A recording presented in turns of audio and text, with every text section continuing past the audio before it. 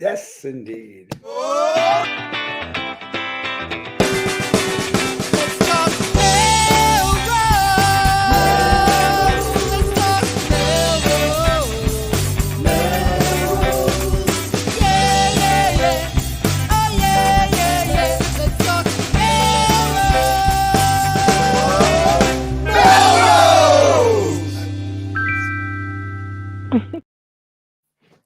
Good evening, Melrosians, the world over. I am Tom Shampoo.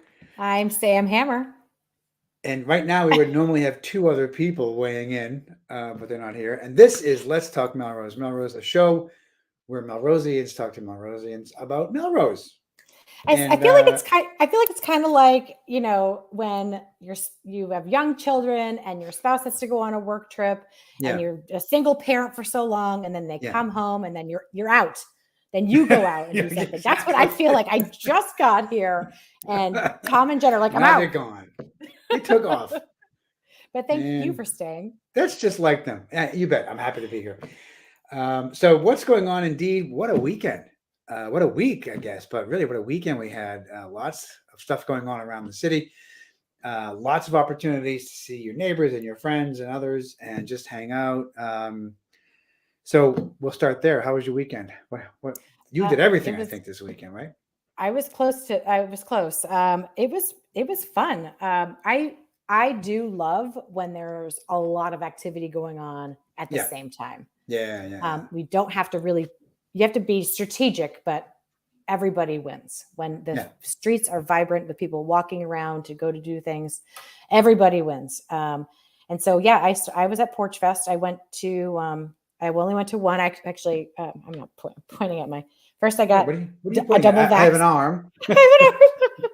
I got my double vax. I got a flu and a COVID. Good for you. Nice, and then I made my way over to the Bancroft Street Porch Fest. The band that was playing, they called The Ward. It's with Craig Mulway, Mark Feldman, and a few other people. I don't know that I haven't met formally yet. They were fantastic. Yeah, nice. We were at Paul Gentili's house. They had a food truck. Remember, you were like, "Come for barbecue." I said, "There's barbecue over here." Yeah. Oh, yeah. Yeah, I was on the other side. I was over near us here in this part of the hood.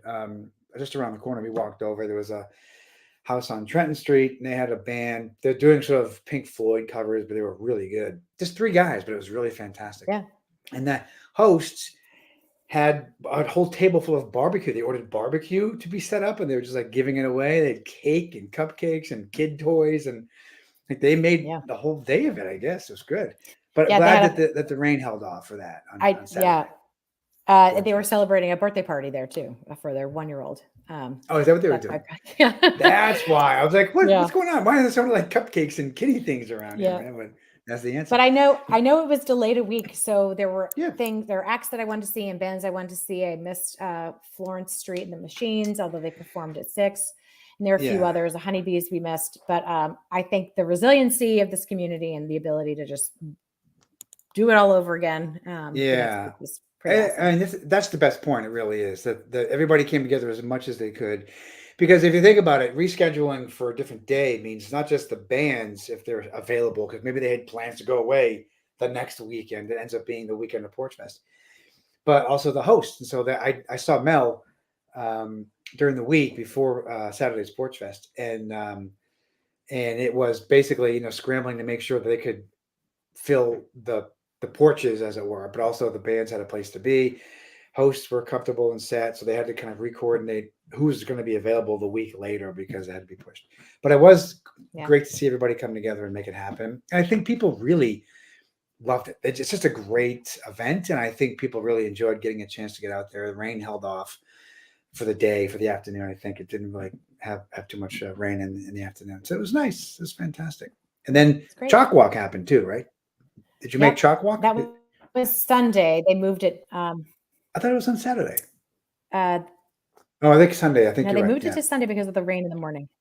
That's right. I did not make it. I needed to go one block over. I did not make it to Chalk Walk, but I saw tons of pictures and it looked beautiful as always, and just a really amazing opportunity for people to come together and Fun. And then you went to a meeting on Sunday. You make it sound so right? boring. What's I call it, a circus? I went to a camp. I went to a campaign launch, Tom. A campaign kickoff. Sorry, I said a meeting. I know that sounds pretty dry, right? How was your meeting? Right now, Tom Catalini would have a nice air horn sound or some other thing, to make up for my gaffe. Anyway, yeah, you went to a campaign launch. Yes, the launch of Melrose Responds, which is an official political organization to help this community get all the information and education they need in order to cast an informed vote for the upcoming debt exclusion vote on November 7th. So, right. And this is to rebuild and or renovate 3 firehouses and rebuild and move one police station. So for more information on Melrose Responds, we'll probably be talking about this quite a bit. I was just going to say we should post that information because I do think people have to realize, I'm sure they do, but they have to realize this is a big vote. This is a big deal because we're talking about a debt exclusion that covers decades, right? A couple of decades. Yep. Maybe 3 decades. Yeah, maybe more.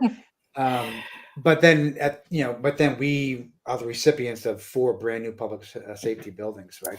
3 fire stations and a police station. So, one thing I was really surprised by, just to put it in there, because I'm in awe, is that if we stay on track with this vote and we vote yes as a community and keep moving forward, the projections for completion are unbelievable.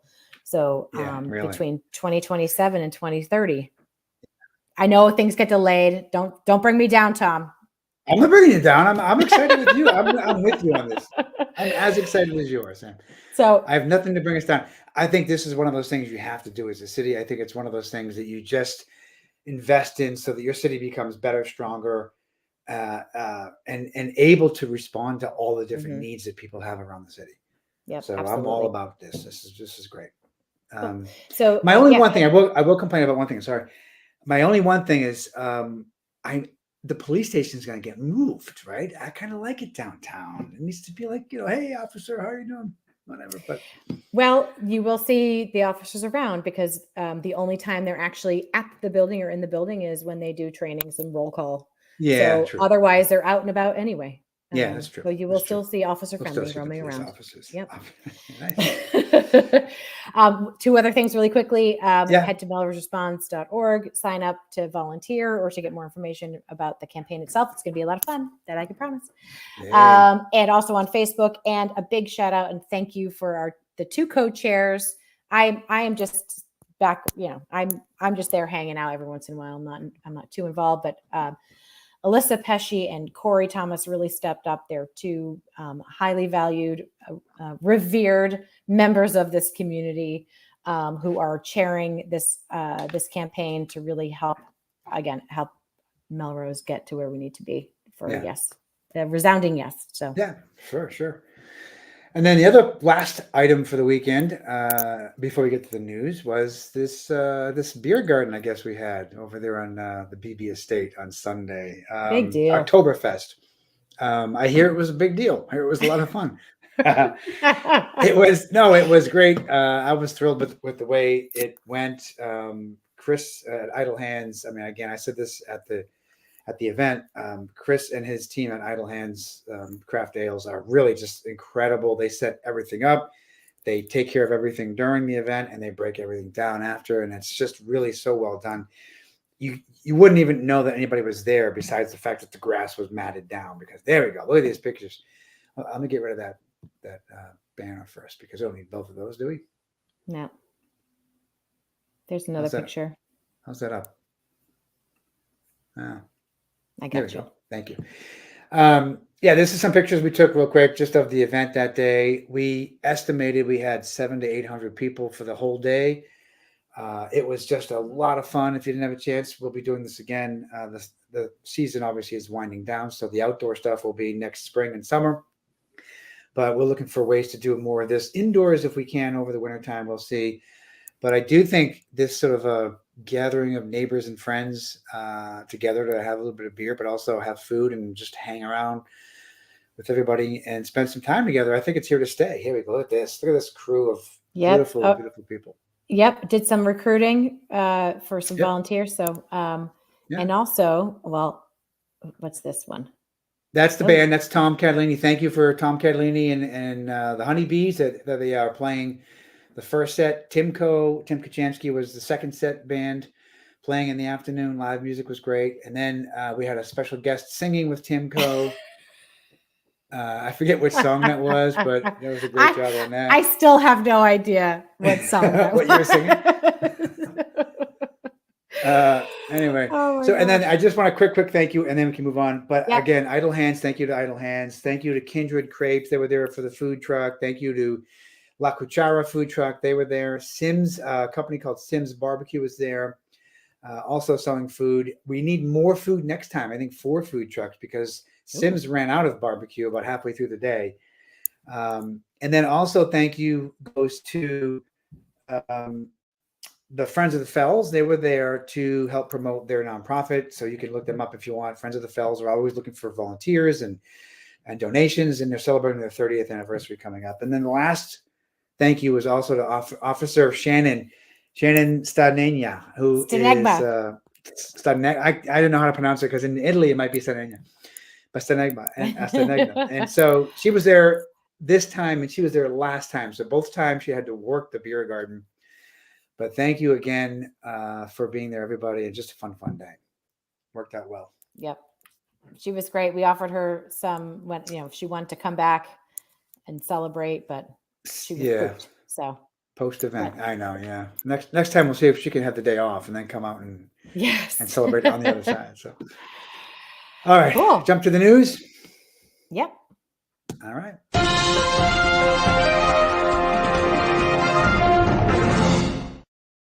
There's Jenny Electric. We don't have her live and in person, but she joins us from the news clip, which is nice. I get so embarrassed every time. I don't know why. I love it. Anyway. Okay. Right, tonight you're obviously watching the show. So we'll do that tonight. Tomorrow night, October 4th, from 5 to 7. If you head down to Santa Fe, you can get together with some of the folks from the Melrose Creative Alliance and learn more about the Creative Alliance, connect with one another, celebrate Maggie Abdal's birthday as well. But the Creative Alliance, again, is the advocacy coalition, if you will, of arts and culture economy in Melrose, and also helps to promote the economy globally. So we always point to the calendar. So that's tomorrow night, which is Wednesday. And then Saturday is going to be tough. Coming up soon. Coming up soon to join us is Susan Sullivan, and with SIPs and Scholarships, which is going to be at 7 p.m. She's saying yes. I have the link I'll put in later. And then at 8, the Melrose Band is performing for a home show. They have a festival going on of bands. And so our Melrose Band performs at 8. So I'll have to work with Susan on whether we can have like a re-entry bracelet to come back after the band performs. Right. She's also saying yes. And then the following Saturday is the gala, as some would say, gala at Memorial Hall. Are you going? I am. I have tickets. Of course we're going. I hear you're going. All right. There we go. Are you appropriately and Debbie McGowan. Debbie, if you're listening, I would be happy to jump in your old-timey car and hitch a ride with you. I would love that. Oh, Debbie, the old-timey car ride to the. Yes, she won that, didn't she? There was a raffle of some sort, and it sounds like Debbie McGowan, our own Debbie McGowan, won a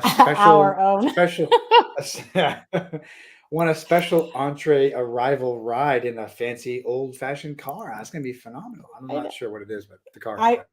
I need a ride, so I'm just saying. Pick me up twice when you pull for hanging out beforehand.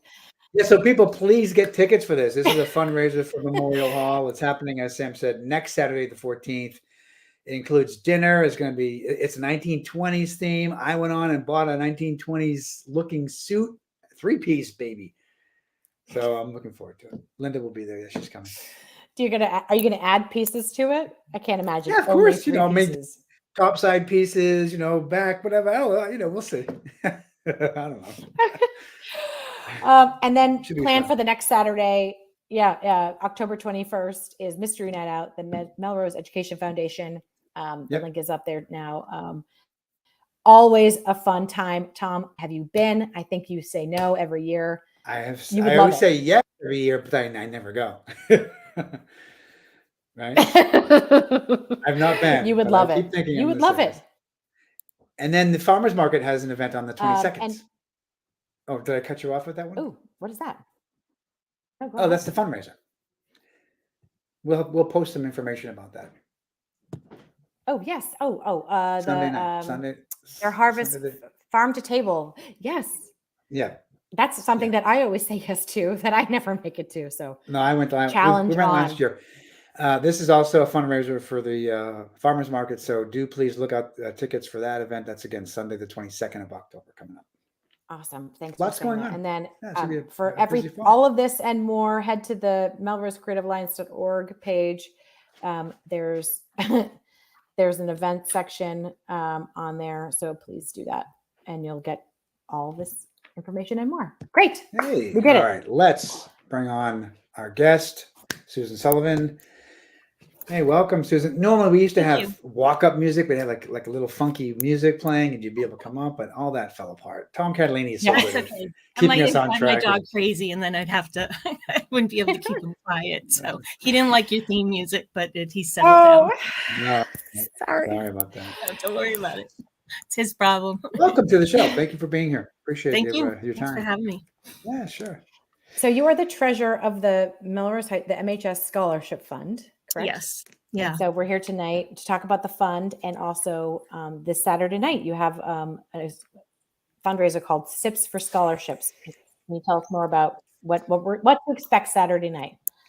Saturday night, it's a chance to taste wines, beer, and alcohol or spirits from various vendors, and see, what you give it to try stuff, white wine, red wine, foreign wines. So it's a great night. We've done in the past 5 or so years, we've done a wine tasting, but this is going to involve, like I said, beer and spirits to get, more people interested in it. We'll have appetizers. We're doing a raffle. And what else are we doing? There's signature cocktails that we've made. So a portion of the cocktails will go to the fund after the charges are covered at Bellevue. So I believe they're $15. So we'll get $5 from every drink. So so it's just a great time to come out and meet your neighbors and hang out and have a good time and try some different beverages. Nice. I'm really excited. So I fumbled the time earlier. Can you tell us when it starts? No, it's 7 p.m. Okay. 7 to 10. So. I took a guess. And also, so you could come and get a couple sips and then go down and see the band, and you would be able to get back in. Anybody? I already have my chauffeurs planned, so I think we're good. And we talked earlier that it's at Bellevue. Yes. Normally we've done it at Mount Hood, but we've kind of outgrown that space. So we're excited to Bellevue because we can increase our numbers a little. And at Bellevue, I think, is going to do a great job. It's really been wonderful working with them. So any dress code?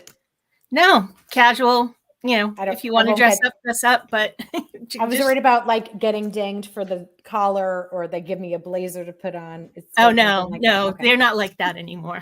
What if I wear my 1920s suit? What if I wear that thing? Yeah. Well, you don't want to ruin the surprise a week early. I can't ruin the surprise. I know. So there's a lot of expectations. It was the week after you could. The outfits that people are wearing. Yeah. So this is great. I'm really excited. I was reading on the site earlier that in the last 3 years, the scholarship fund has awarded over $1 million in scholarships to nearly 700 graduating seniors. That's amazing. How can you talk more about the fund generally? And sure. The fund was started in 1961 with $200. It was a bunch of Melrose community members and the principal of the high school. That's why it's named the Melrose High School Permanent Scholarship Fund. But we're no longer associated with the high school. We work very closely with them. But we manage the funding and all of that stuff. So, yeah, we've been awarding scholarships since 1961. Last year, we awarded 322 scholarships at over $460,000 to 202 students. So wow. My kids both went to Melrose High School, and they both graduated, and they both got scholarships from the Melrose High School Scholarship Fund. That's great. Is it true that everybody gets something? Is that right? Everyone who applies, everyone who submits a completed application gets something. So it's really incredible. So, I mean, thank you so much for you and everybody there who's working to make sure this is happening every single year. It truly makes a difference. And the kids are excited to feel like they're getting something to help with their education. Exactly. So, as every dollar counts when you're trying to pay for education. And so we do this in the fall. And then in the spring, we do the luminary event the first weekend in April, where we sell the luminary candles and ask everyone to light up Melrose in honor of the senior class. So it's usually 2 weeks, 2 months before graduation, leading up to graduation. So that's a great event too. And that we've done it for 2 years. So we're really hoping to build on that. So people will join us year after year, and we'll get more of the city lit up. So are we still doing the senior car drive through Main Street and all that? We did that. No, we actually, this year, I think they had everything in person. So I attend the award ceremony where they award the academic and the scholarships, the academic awards and the scholarships. And the last 2 years, it's been in person. So they don't do the car. So that was a COVID thing that they did. Yeah. Recognize that senior class. Right, yeah. Right. So, okay. So yeah. So this year's, on Saturday, we're also recognizing one of our major funds, which is the Gary Colasanti Scholarship. He was a classmate of mine, and his family set up the scholarship after he unfortunately passed away in the Pan Am 103 bombing over Lockerbie. He was coming back from his study abroad semester in London. He was a sophomore at Syracuse. So we're recognizing that fund and recognizing Gary's family for starting a fund in his name and helping students in his memory. Wow, that's beautiful. And I did notice, I'm very grateful for them. And I noticed on your site, there's a form to establish a fund. Yep, you can establish a permanent fund, or you can just do a one-time, like for example, the class of, I believe it was 1949, they had a small pocket of money left over from all their reunions and everything. So they gave it to us to instill a one-time scholarship. I think it was about $1,500. So if you don't have the $10,000 to start a permanent fund, we can work with you and do one-time funding, for that year. If you have some money. I think. Sorry. Is there a minimum? No. So. Well, what are you thinking, Sam? Well, $500. Okay. Generally, $500 is the smallest scholarship that we award. We award scholarships from $500 up to, I believe, $16,000 is our one of our scholarships. So we are philanthropists here on the show. Yeah, and sure. I think, what if we had a fundraiser to raise funds for the Let's Talk Melrose scholarship in media empire? Media communications. Yeah, you can specify what kind of student you want it to go to, or it can go. My brothers and I established funds in my parents' name because my mother was a Melrose school teacher, and we just specified we wanted it to go to someone who was planning to major in education. So. I think ours would be media communications and bad jokes. That's what I would need to be. That's scholarship. We're going into comedy. Right. Here's what we didn't do for ourselves. and where's Tom Catalini again? We need Tom Catalini here for the bad jokes. But that's amazing. I didn't realize that it went up to 16,000. Yeah, some of the funds that were endowed years ago and have people have been contributing to it since then. Do pay out really big scholarships. So yeah. Oh, that's fun. And so, what else do you want us to know about? What else is happening besides this one event? Is there anything else Like coming in the up. spring, we'll do the luminary event. So I can you let you mentioned guys that. know and you can mention it, or we can come back and talk on. about it. Oh yeah. Just there's also, the list of our scholarships are on the website. So people might want to take a look at it and see there might be a classmate there or a favorite teacher or somebody that, that they would like to acknowledge.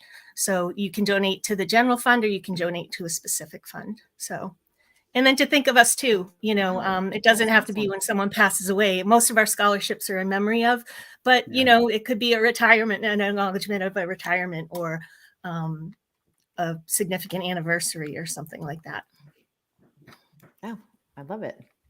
Yeah. So how did you get involved? Because Melrose, a lot of the work that we do here is based is on the backs of volunteers, and which you Yes, are. and we're a a volunteer organization, and so I was looking for a volunteer opportunity. I realized I had some time on my hands, and I went to their wine tasting 3 years ago, and then started talking to Mark Hutchinson and some of the other people on the board, Bob Savarino, and just felt it was a good fit because I worked in financial aid for over 30 years in college administration. I felt that was a good fit to join the scholarship fund. So, and we're always looking for help. So if there's anyone out there that's interested in joining our board, feel free to reach out to me or talk to me Saturday night.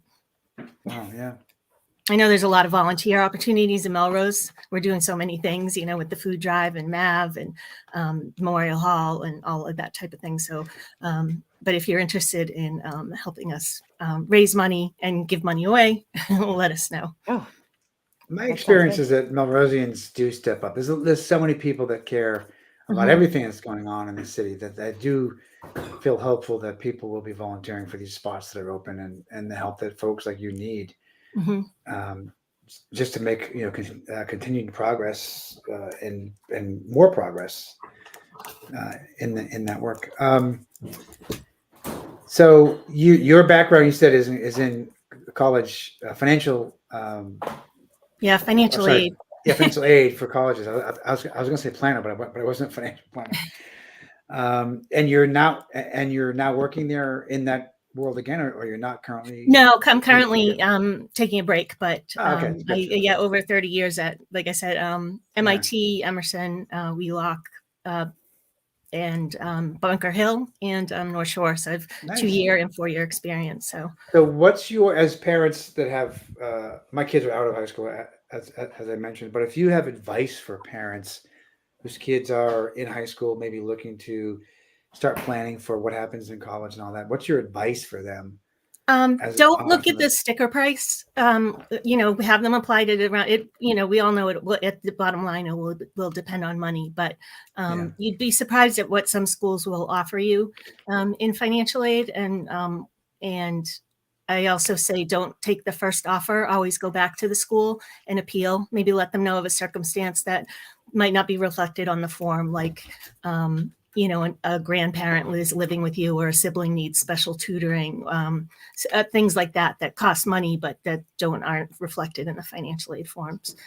Some schools are willing to do stuff with that. And again, some schools aren't. It's so different from school to school. It's hard to say, but it can't, what's the worst they can say is no. So go back and ask them for more money, or tell them that, this other school gave you more money, use it another award that maybe is higher against the school that you really want to go to, and just say that I really see myself here and this is where I want to be, but this other school gave me all this money, so this is where I think I'm going to have to go. Some schools, oh my gosh, will give you, they won't give you a ton, but they'll give you something. So it does make a difference. You're right. Asking makes a big difference, I think.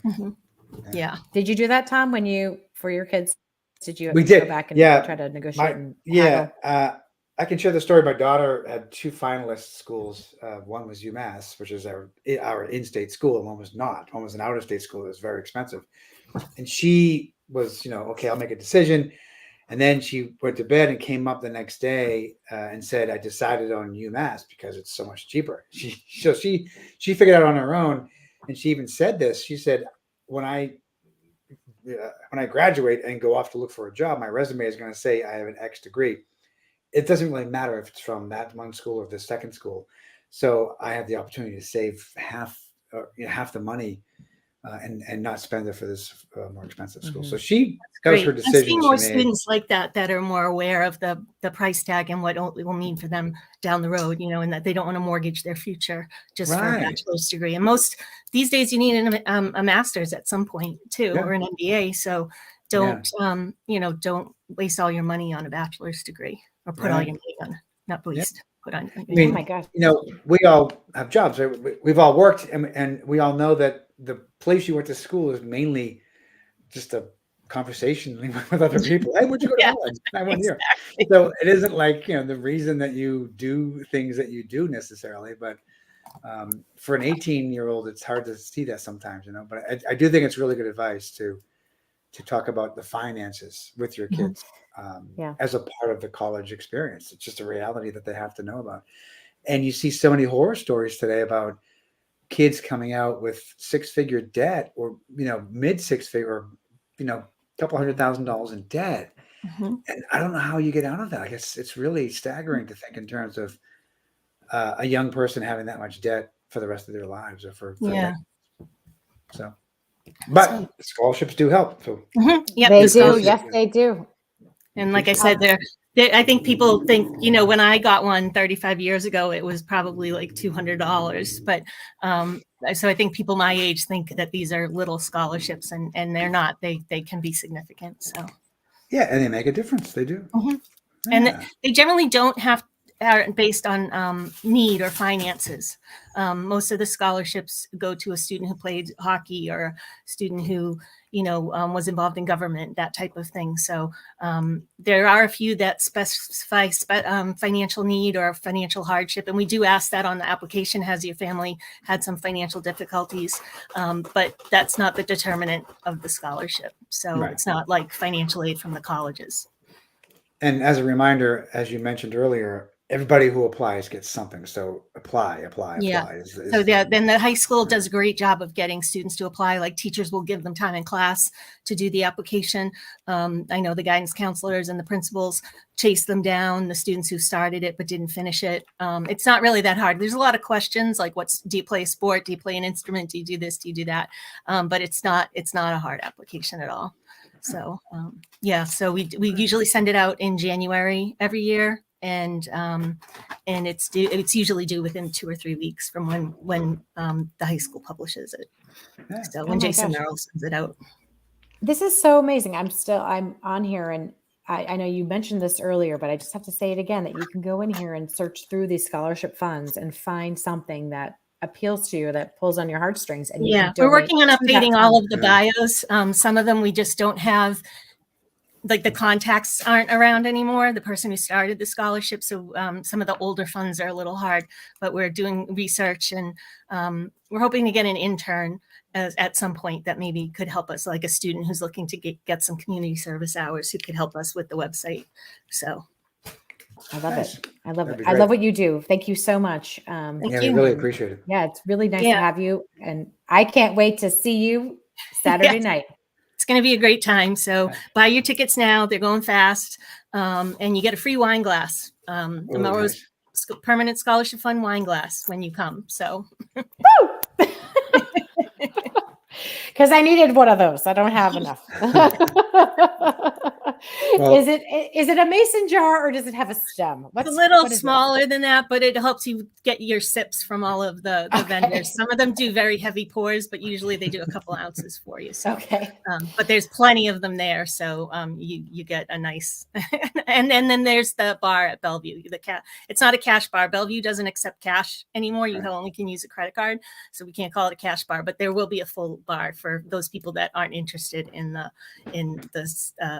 sips, and to try those.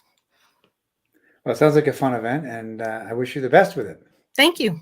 Thanks a lot. I appreciate you letting me come and talk about it. Sure. Thanks again. We'll have you back in the spring when there's another event. Perfect. And in the meantime, we will. So this is how we end the show. We didn't quite warn you. You may want to put earmuffs on your dog, because we will play the song again. Okay. And there's see you around a little town.